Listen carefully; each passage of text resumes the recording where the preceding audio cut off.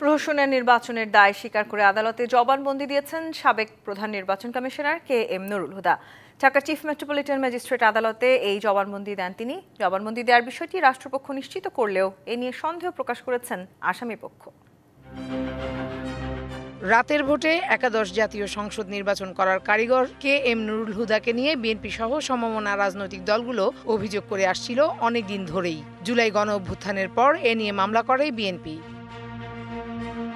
2 দফায় 4 দিন করে মোট 8 দিনের রিমান্ড শেষে মঙ্গলবার দুপুরে তাকে ঢাকার চিফ মেট্রোপলিটন ম্যাজিস্ট্রেট আদালতে হাজির করা হয়। আদালতে নুরুল হুদা স্বেচ্ছায় জবানবন্দি দিতে চান। দীর্ঘ 3.5 ঘন্টা ধরে দায় স্বীকার করে জবানবন্দি দেন সাবেক এই প্রধান নির্বাচন কমিশনার। তিনি আজকে বিজ্ঞ সিএমএম আদালতের অতিরিক্ত হাকিম জাদুর রহমানের নিকট তিনি স্বীকারোক্তিমূলক জবানবন্দি দেন। উনি তার কৃতকর্ম স্বীকার করেই তিনি তার এই জবানবন্দিটা দিয়েছেন।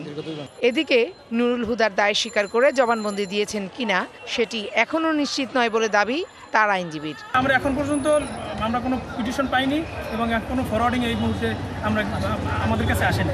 কনফেশনাল স্টেটমেন্টটা হচ্ছে দোষ স্বীকারোক্তিমূলক জবানবন্দি। তো আদৌ উনি দোষ স্বীকারোক্তিমূলক জবানবন্দি দিয়েছেন কিনা, দিলে সেটার মাত্রা কতটুকু, তো এইটা আমাদেরকে একটু জানতে হবে। বুধবার সিএমএম আদালতে সাবেক এই প্রধান নির্বাচন কমিশনারের জামিন শুনানির দিন ঠিক করেছেন বিচারক।